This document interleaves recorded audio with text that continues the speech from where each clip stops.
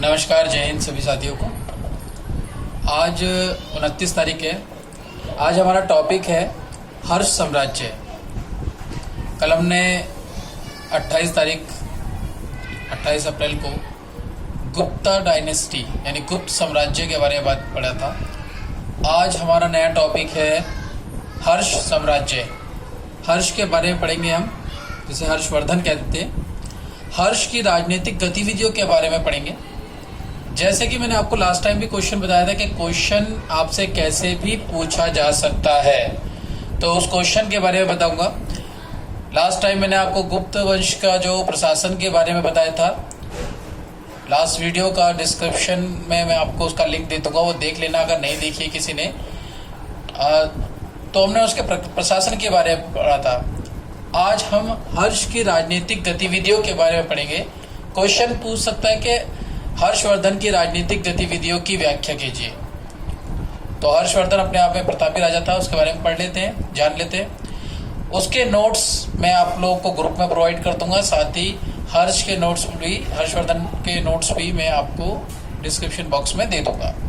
चलिए हर्षवर्धन के बारे में थोड़ा सा जान लेते हैं हम। अपने नोट्स से मैं आपको समझाया था, थोड़ा सा समझिएगा।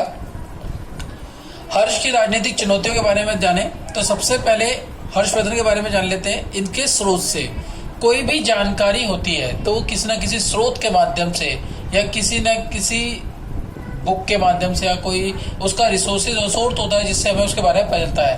तो अगर हम हर्ष के स्रोत की बात करें तो हमें हर्ष के टाइम का जो समय था वो अभिलेखों से, ताम्रपत्रों से, इस वंश के घोषणा पत्रों से इत्यादि से हमें इसके बारे में पता चलता है। उस समय इन राजाओं की प्रशस्तियां इतनी महत्वपूर्ण थी, इन लोगों को इतना प्रशस्त किया गया था कि ये अपने आप मतलब ये राजा चक्रवर्ती राजा या सार्वभौम राजा होने का दावा करते थे, जिनकी चारों दिशाओं को जीतने का दिग्विजय प्राप्त था। यानी कि इन राजाओं ने चारों दिशाओं को जीता हुआ था, इसलिए इनको चक्रवर्ती राजा या फिर सार्वभौम राजा कहा जाता था। हर्ष के बारे में अगर हम थोड़ा सा इसके जानना चाहें तो हर्ष की आत्मकथा पे किताब लिखी गई थी, हर्षचरित्र, जिसको लिखा था बणभाट ने। हर्षवर्धन के उदय की बात करते हैं, हर्षचरित्र में बताया गया था। चलिए हर्ष की राजनीतिक गतिविधियों के बारे में पहले थोड़ा सा इसको जान लेते हैं। मैं अपने नोट से आपको एक बार पढ़ करके इसके बारे में बता देता हूँ। हर्ष का जो सिंहासन रोहण, यानी कि जब वो हर्ष जो गद्दी पे बैठा था, सिंहासन पर बैठा था, वो बैठा था 606 सीई में हुआ था। वह पुष्यभूति वंश का था, जो स्थनवेश्वरा यानी पंजाब के अंबाला जिले में आधुनिक थानेश्वर के निवासी था। अभिलेखों में उल्लेखित उसकी विजयों की पुष्टि समकालीन शासकों जैसे पुलकेश्वर द्वितीय के अभिलेखों से भी की जा सकती है। हर्ष की गतिविधियों की चर्चा करें तो उस गतिविधियों में हम उसके पहले प्रारंभिक जीवन के बारे में जान लेते हैं। प्रारंभिक जीवन की बात करें तो प्रारंभिक जीवन में मैं आपको बताऊं थोड़ा सा कि प्रभाकर वर्धन हर्ष के पिता थे और क्रम से चौथे शासक थे। उनके दो पुत्र थे, राज्यवर्धन एवं हर्षवर्धन, और उनकी एक पुत्री थी जिसका विवाह कन्या भुज के मौखरी शासक ग्रहवर्धन के साथ हुआ था। यह एक महत्वपूर्ण वैवाहिक संधि थी, यानी कि एक समझौते के आधार पर यह संधि, इसे कहते संधि थी, महत्वपूर्ण संधि थी, जिसने 7वीं शताब्दी सीई उत्तर भारत के शक्ति संतुलन को प्रभावित किया था। ये थोड़ा सा हर्ष के जीवन का प्रारंभिक मैंने आपको बताया। इसके साथ ही हर्ष के बारे में मैं और थोड़ा सा आपको बता दूं।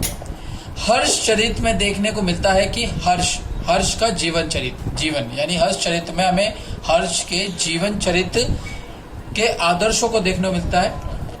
इस काव्य में कवि बणभाट हर्षवर्धन के उदय के बारे में बताते हैं।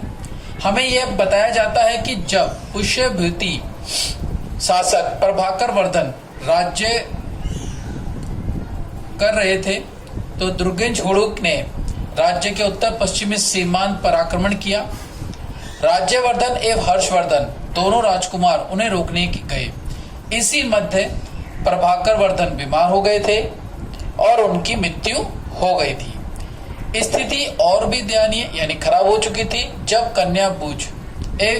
कन्याभुज का जो मोखरी शासक, जो कि उनके जीजा और उनकी बहन के पति थे, अपने शत्रुओं द्वारा मारे गए थे। ये गोण के शासक मालवा के देवगुप्त थे। राज्यवर्धन शत्रुओं से युद्ध करने गए और शत्रुओं के शिविर में ही मारे गए। यानी राज्यवर्धन कौन थे? राज्यवर्धन जो थे हर्ष के भाई थे, और जो उनके जीजा थे, जीजा का नाम क्या था? उनके जीजा का जो कन्याभुज के मोखरी शासक थे, हर्ष के जीजा, वो भी क्या थे? उनके हाथों मारे गए। किनके हाथों? अपने शत्रुओं के हाथों। उनका नाम था ग्रहवर्धन। और उनके जो छोटे भाई थे, हर्ष के जो भाई थे, हर्ष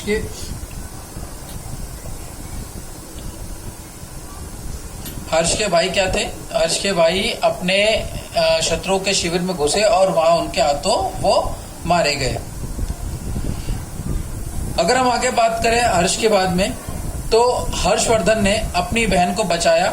चूंकि मोखरिया का कोई उत्तराधिकारी नहीं था, अगर उनकी बहन मारी जाती तो जाहिर सी बात है कि उनका उत्तराधिकारी जो था, मतलब वो वहां से उनकी बहन का जो वंश था वो खत्म ही हो जाता।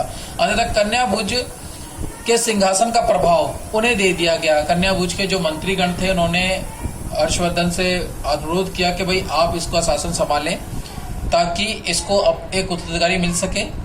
तो इसके लिए उन्होंने वहां पर सिंहासन संभाला। अपने मोखरीन के मंत्रियों द्वारा दिया गया उनका प्रस्ताव था, उन्होंने हर्ष ने उसे एक्सेप्ट किया। इस प्रकार पुष्यभूति मोखरिया का संयुक्त शासक हर्षवर्धन बने। किसके बने? पुष्यभूतियों और मोखरियों का संयुक्त शासक बने थे हर्षवर्धन। अब इसके बाद हर्षवर्धन ने कुछ अभियान चलाए थे। उन अभियानों के बारे में थोड़ा सा जान लेते हैं। ये जो नोट्स हैं मैं आपको प्रोवाइड कर दूंगा, व्हाट्सएप ग्रुप में शेयर कर दूंगा। साथ ही आप लोगों को इसका जो पीडीएफ फाइल है वो डिस्क्रिप्शन बॉक्स में भी दे दूंगा। लेकिन फर्स्ट आप पहले से समझ लीजिए, उसके बाद एक बार ब्रीफ में दोबारा से मैं आपको ये समझा दूंगा। ठीक है। हर्षवर्धन ने कुछ अभियान चलाए थे अपने राज्यकाल के दौरान। उन अभियानों में पहला अभियान था पूर्वी अभियान।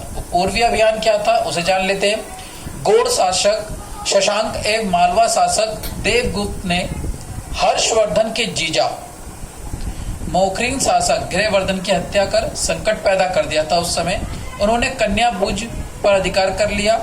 हर्ष का जेठ भाई यानी कि उनके जो बड़े भाई थे राजवर्धन शत्रु शिविर में मारे गए थे।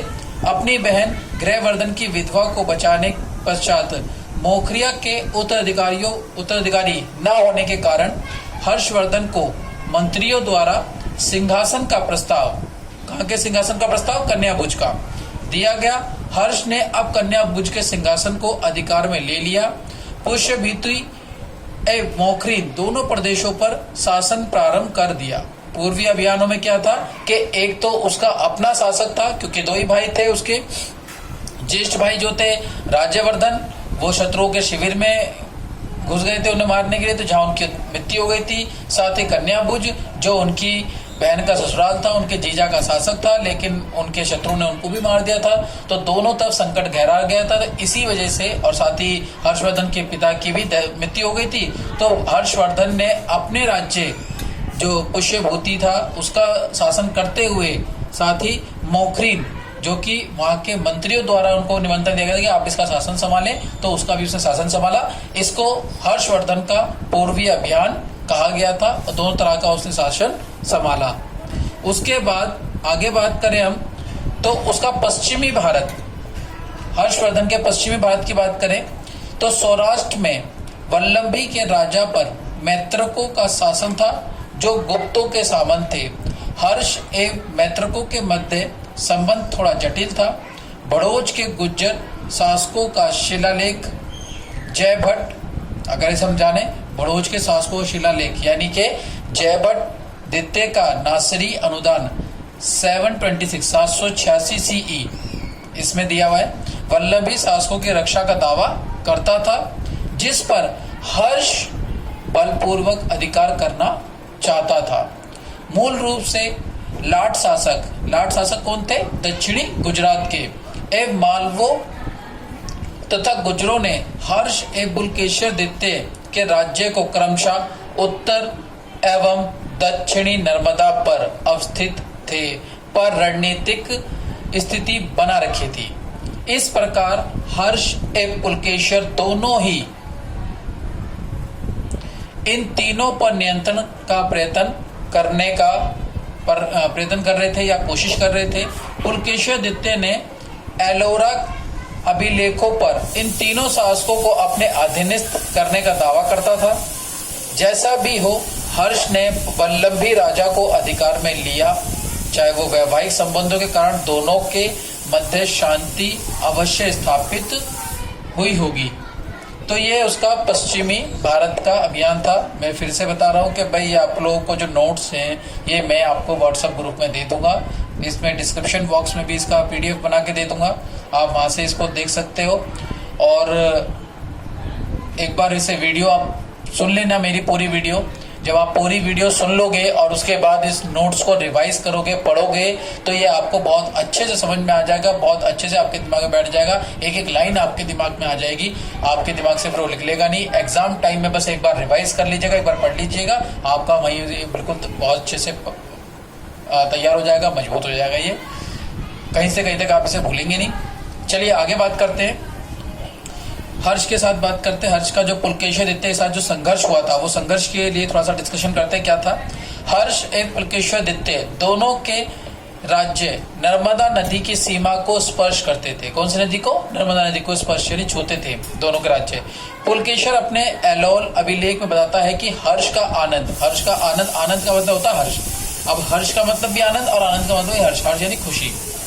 भय से चूर हो गया जब उसका हाथी युद्ध में गिरा। किसका हाथी युद्ध में गिरा?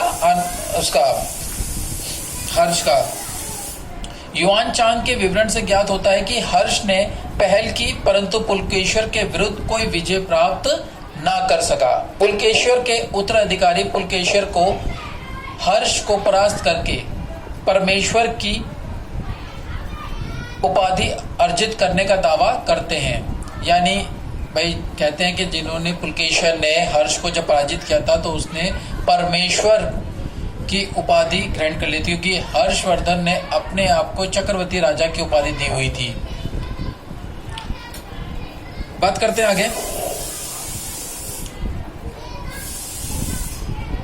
आरसी मजूमदार का मानना है कि युद्ध का परिणाम पुलकेशिर के उत्तराधिकारियों द्वारा पुलकेशिर के पक्ष में बड़ा चढ़ाकर वर्णित किया गया। यह विरोधियों के संबंध में उच्च स्वर में बोलने का प्रयोजन कवि के संरक्षण की उपलब्धियों को गौरवान्वित करना था। ये पुलकेशिर के साथ हर्ष का संघर्ष की बताता है कि जब हर्ष का युद्ध में हाथी गिर गया था तो थोड़ा सा उसे भय मतलब जो उसका हर्ष था यानी आनंद था, खुशी थी, वो भय में चूर हो गया था उसके बाद। और ऐसा लग रहा था कि जब वो हारेगा या हार जाएगा तो पुलकेशिर को जो है उसको परास्त करने के बाद परमेश्वर की उपाधि मिल जाएगी। हर्ष के राज्य का विस्तार की बात करते हैं कि हर्ष के राज्य का विस्तार कैसे हुआ, ये हमारा अगला पॉइंट है। सारे पॉइंट एक बार लास्ट में इसे समझाने के बाद मैं आपको एक पॉइंट बताऊंगा कि आपको कैसे कैसे पॉइंट्स को राइट डाउन करना है, लिखना है, फिर बाकी नोट्स में भी आपको मिल जाएगी वो सारी चीजें। ठीक है, मैं समझता हूँ वॉइस क्वालिटी तो ठीक आ रही होगी। अगर कोई दिक्कत हो बताना, अगली बार से ध्यान रखेंगे इसका। हर्ष के राज्य का विस्तार की बात करते हैं तो हर्ष के अधीन उत्तर प्रदेश, दक्षिण बिहार व उड़ीसा के कुछ हिस्से थे। उन्हें थानेसर, पूर्वी पंजाब और पूर्वी राजस्थान के हिस्से विरासत में मिले थे। दोबारा समझ लीजिए, हर्ष के अधीन यानी जो उसके अपने पास जो अधीन थे, उसके नियंत्रण में थे, वो थे उत्तर प्रदेश, दक्षिण बिहार व उड़ीसा के कुछ हिस्से थे। उन्हें थानेसर और पूर्वी पंजाब और पूर्वी राजस्थान के हिस्से विरासत में मिले थे, यानी कि उनको पुश्तैनी मिले हुए थे। थानेसर, पूर्वी पंजाब, पूर्वी राजस्थान का जो हिस्सा था उन्हें विरासत में मिला था। बाकी जो उसके अधीन थे, जो उनके अधिकार क्षेत्र में थे, वो थे उत्तर प्रदेश, दक्षिण बिहार और वह उड़ीसा। भास्कर वामन के अलावा कामरूप के शासक उनके अधीनस्थ सहयोगी थे और हर्ष ने भी जालंधर और शायद कश्मीर के राजाओं पर प्रभाव डाला। दक्षिण में नर्मदा वह सीमा थी जिसके आगे पुलकेशियादित्य शासक कर रहा था। ये सारी चीजें थी। अगला है हमारा हर्ष संवत। अब हर्ष संवत के बारे में पढ़ लेते हैं। हर्ष संवत क्या था? अल-ब्रूनी जो 11वीं शताब्दी में भारत आया, उल्लेख करता है कि हर्ष संवत मथुरा एवं कन्नौज में प्रयोग किया जाता था। कहाँ प्रयोग किया जाता? हर्ष संवत मथुरा और कन्नौज में। यह संवत 606 सीई हर्ष के शासन सिंहासन यानी कि उसके गद्दी पर बैठने से प्रारंभ माना जाता है। हर्ष के बांसखेड़ा, मधुबन, कुरुक्षेत्र, वाराणसी, ताम्रपत्र लेख व आदित्य सेन के शाहपुर शिलालेख इसी संवत के लिए दिनांकित किए गए हैं। इसके पूर्व गुप्तों जिन्होंने भारत में वैध क्षेत्र का शासन किया था, वैध यानी के बड़े क्षेत्र पर उन्होंने शासन किया था, भी गुप्त संवत लेकर आए थे। यानी वो भी गुप्त संवत लेकर आए थे। जैसे हर संवत है वैसे वो भी गुप्त संवत लेकर आए थे। यह इंगित यानी कि इशारा करता है कि शासक स्वयं के नाम से संवत प्रारंभ करके भावी पीढ़ियों द्वारा स्वयं का स्मरण किए जाते रहने की इच्छा रखते थे। यानी वो चाहते थे कि अगर हम ये संवत बना देंगे तो भावी पीढ़ी, आने वाली जनरेशन भी उनको याद कर करके उनको हमेशा उन्हें पढ़ के या उन्हें देख करके हमेशा उनको क्या करे, याद करती रहे। ये था हर्ष संवत। अगली हेडिंग है हमारी, लास्ट है, हर्ष के राज्यकाल का अंत। यानी कि हर्ष के राज्यकाल का अंत कैसे हुआ था, पढ़ लेते हैं इसे भी। चीनी स्रोतों से हमें ज्ञात होता है कि तांग शासक ताई सुंग ने हर्ष के दरबार में 643 एवं 647 सीई में एक दूत भेजा था। दूसरे अवसर पर उन्होंने पाया कि हर्ष जीवित नहीं था तथा उसके सिंहासन पर किसी ने अनाधिकरण कर दिया था। नेपाल एवं असम की शक्तियां भी सहायता से अनाधिकर्ता को पराजित करके चीन में बंदी बना लिया गया। यह घटना उत्तर भारत के राजनीति में चीन की बढ़ती हुई रुचि को दर्शाता है। यानी यहाँ से चीन की जो रुचि थी भारत की राजनीति में बढ़ने की, वो दर्शाती है, वो दिखाती है। आई होप ये आपको समझ में आया होगा, ये वीडियो पसंद आई होगी आपको। एक बार मैं फिर से रिवाइज कर देता हूँ कैसे कैसे पॉइंट बनेंगे, कौन कौन से पॉइंट होंगे। हर्ष की राजनीतिक गतिविधियां, क्वेश्चन आपसे पूछ सकता है कि हर्षवर्धन की राजनीतिक गतिविधियों की व्याख्या कीजिए। तो आप लोग जब थोड़ा सा हर्षवर्धन के बारे में बताना, जैसे कि मैंने आपको बताया था कि हर्ष का कैसे कैसे था, उसने राज्य विस्तार कैसे हुआ, उसका जन्म कैसे हुआ, उसके फादर का, ये सारा चीज आपको थोड़ा सा बताना है 5-7 लाइनों में। देन उसके बाद आपने पॉइंट लिखने हैं। पहला होगा स्रोत, यानी हर्ष के बारे में जब बताओगे तो उसकी जानकारी हमें कहाँ से मिली। फर्स्ट हेडिंग होगी स्रोत, यानी कि हमें कहाँ से जानकारी मिलती है, उनकी ताम्र पत्रों से मिलती है, अभिलेखों से मिलती है, घोषणा पत्रों से मिलती है, या अन्य किसी दस्तावेजों से मिलती है कि वो अपने आप को चक्रवर्ती या सार्वभौम राजा की उपाधि दिए हुए थे। तो ये स्रोत पहली हेडिंग रहेगी।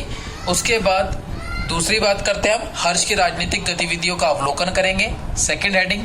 इस सेकंड हेडिंग में हमारे कई सारे पॉइंट बनेंगे। पहला पॉइंट बनेगा इसमें प्रारंभिक जीवन यात्रा, यानी कि हर्ष की जो प्रारंभिक जीवन यात्रा थी वो कैसे थी, फिर उसके पूर्वी अभियान, पश्चिमी अभियान, और उसके बाद पुलकेशियादित्य के साथ उसका संघर्ष।